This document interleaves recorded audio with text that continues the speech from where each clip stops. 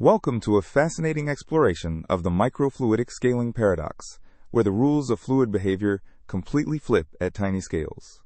At the macro scale, fluids behave chaotically with turbulent swirls, but shrink down to microscale, and suddenly everything becomes calm and orderly, even under identical conditions. Let's start by understanding what this paradox actually means, and why it's so counterintuitive. At microscales, typically below 1 millimeter, completely different physical forces take over and dominate fluid behavior. Forces like surface tension and viscosity, which seem minor at large scales, become dominant giants at the microscale. Meanwhile, inertia and gravity, which control macroscale flows, become almost negligible at tiny scales. This diagram shows the dramatic shift in dominant forces. What matters at the macro scale becomes irrelevant at microscale, and vice versa.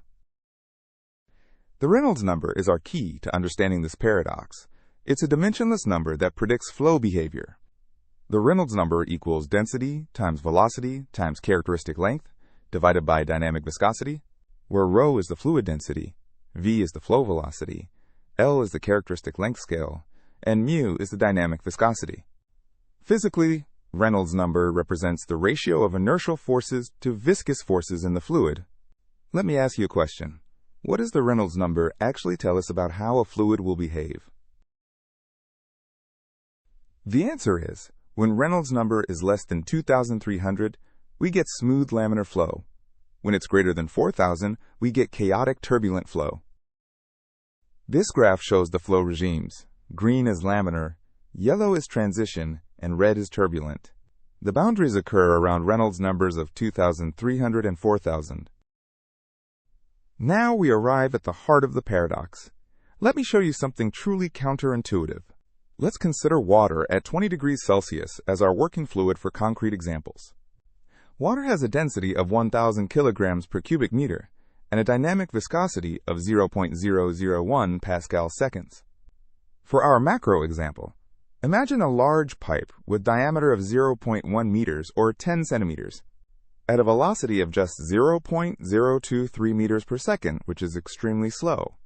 The Reynolds number equals 1,000 times 0.023 times 0.1 divided by 0.001, which gives us exactly 2,300. This Reynolds number of 2,300 puts us right at the edge where turbulence begins to appear at the macro scale. Now for our micro example, consider a microchannel with diameter of 0.0001 meters or 100 micrometers. To get the same Reynolds number, we need a velocity of 23 meters per second, which is incredibly fast, about 83 kilometers per hour. The Reynolds number equals 1,000 times 23 times 0.0001 divided by 0.001, which also gives us 2,300. Here's the critical question. Since both have the same Reynolds number of 2,300, should they behave identically? Classical fluid mechanics theory says yes, they should behave identically. But reality strongly says no. At macro scale with Reynolds 2,300, we see chaotic, turbulent swirls. At micro scale, with the same Reynolds number, we see perfectly straight laminar flow lines. Why does this paradox occur? The answer lies in how we measure and what we ignore. The Reynolds number formula assumes ideal conditions with smooth walls and no other effects. But at microscales, surface effects become absolutely enormous relative to the bulk fluid volume. The surface-to-volume ratio is proportional to 1 over the characteristic length. As L decreases, this ratio explodes. For a sphere, the surface area to volume ratio equals 3 divided by the radius. This means when radius shrinks by a factor of 1,000, the surface-to-volume ratio increases by a factor of 1,000. A millimeter sphere has a surface-to-volume ratio of 3. Shrink it to 1 micrometer and the ratio jumps to 3,000, a thousand-fold increase. Surface tension, which we barely notice at large scales, becomes a dominant force at microscales. The surface tension force equals gamma, the surface tension coefficient, times the characteristic length. The gravitational force equals density times g times length cubed. The ratio of surface force to gravity force equals gamma divided by density times g times length squared. For water, the surface tension coefficient gamma equals 0.072 newtons per meter. At a length scale of 1 millimeter, the ratio of surface tension to gravity is about 7, so surface tension is 7 times stronger. But at 1 micrometer, this ratio explodes to 7,000. Surface tension is 7,000 times stronger than gravity. At the microscale, surface tension forces are like thick arrows pointing up, completely overwhelming the tiny gravitational force pointing down. Here's a powerful analogy to understand this paradox intuitively. Imagine a large lake where water moves gently across its surface, creating rolling waves and turbulent eddies. Now imagine a tiny, hair-thin capillary tube where water rushes through at high speed. Here's the question: which flow is more chaotic and turbulent? The answer is the lake. Despite its much slower speed, the capillary flow remains smooth and laminar. The wide lake shows chaotic turbulent motion despite slow speeds, while the narrow capillary shows perfectly ordered laminar flow despite high speeds. The secret to understanding microscale flow lies in viscous boundary layers. At the walls of any channel, the fluid velocity must be exactly zero due to the no-slip boundary condition. The boundary layer thickness delta is proportional to the square root of viscosity times length, divided by density times velocity. In macro-scale channels, this boundary layer is very thin compared to the total channel width, so most of the fluid can still develop turbulence. But in microchannels, the boundary layer grows so thick that it fills the entire channel. There's no room left for turbulence to develop. In a macrochannel, thin yellow boundary layers hug the walls with free space between. In a microchannel, the boundary layer fills everything, eliminating turbulence. Let's examine a real biological example: blood flow in capillaries. Human capillaries have diameters ranging from 5 to 10 micrometers, incredibly tiny vessels. Blood viscosity is approximately 0.004 pascal seconds, about 4 times more viscous than water. Blood density is approximately 1060 kilograms per cubic meter, slightly denser than water. Blood flows through capillaries at about 0.001 meters per second, or 1 millimeter per second. The Reynolds number equals 1060 times 0.001 times 0.00001 divided by 0.004. This gives us a Reynolds number of just 0.00265, incredibly small. This Reynolds number represents extremely laminar flow, perfectly smooth and orderly, essential for efficient oxygen exchange. Blood cells, shown as yellow circles, flow smoothly through the capillary in perfectly laminar motion, with no turbulent mixing whatsoever. Another crucial aspect of the microscale paradox involves how substances mix and transport.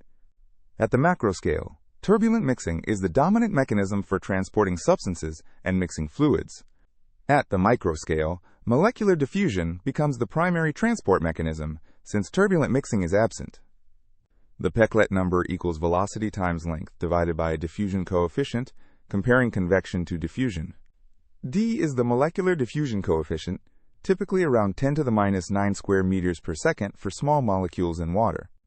For a length scale of 100 micrometers and velocity of 0.01 meters per second.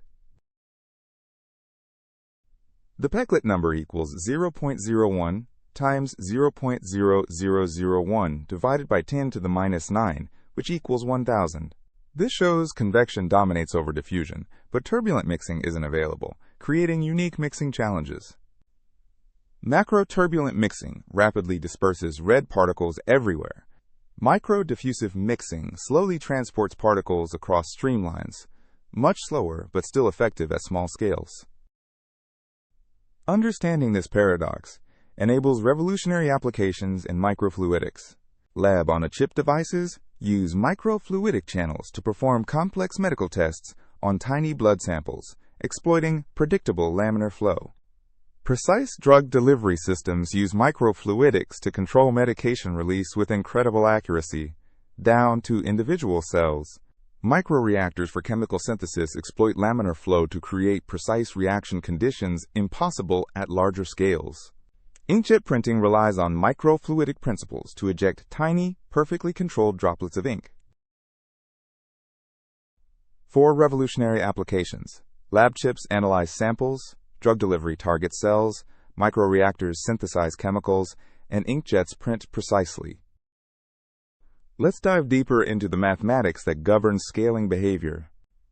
Critical question: how exactly do different forces scale as we change the size of our system? Volume-based forces, like gravity and inertia, scale with length cubed. Surface-based forces like viscosity and pressure scale with length squared. Line forces like surface tension scale linearly with length. As the length scale decreases by a factor of 1,000, moving from millimeters to micrometers. Volume forces decrease by 10 to the 9th power, a billion-fold reduction. Surface forces decrease by 10 to the 6th power, a million-fold reduction. But line forces only decrease by 10 to the 3rd power, a 1,000-fold reduction. Different forces scale differently. Volume forces plummet fastest, surface forces are in the middle, and line forces decrease least, shown by arrow thickness. These scaling laws have profound implications for engineering design at different scales. You cannot simply scale down macro-scale devices to micro-scale and expect them to work the same way. Instead, you must completely redesign based on which physical phenomena dominate at your target scale. For example, micropumps cannot use rotating propellers like macropumps do, because viscosity dominates over inertia. Instead, microfluidic pumps use electroosmotic flow or carefully controlled pressure gradients. Propeller pumps with rotating blades fail at microscale due to viscosity, shown with red X. Pressure-driven flow works perfectly, shown with green arrows. Heat transfer also exhibits surprising scaling behavior at microscales. Heat conduction, which transfers through surfaces, scales with area, proportional to L squared. But heat generation in microelectronics scales with volume, proportional to L cubed. The ratio of cooling surface to heat generating volume is proportional to 1 over L. This shows that smaller devices have better heat dissipation per unit volume. Different forces scale differently. Volume forces plummet fastest, surface forces are in the middle, and line forces decrease least, shown by arrow thickness. To conclude, the microfluidic scaling paradox reveals the fundamental shift in physical laws as we move from macro to micro scales. The interplay between surface tension, viscosity, and inertia determines whether we see laminar or turbulent flow. Understanding this paradox is key to designing efficient and effective microfluidic systems, which have numerous applications in medicine, chemistry, and beyond. This is the microfluidic scaling paradox in essence, where understanding the shift in physical laws at the microscale enables the creation of innovative and efficient microfluidic systems.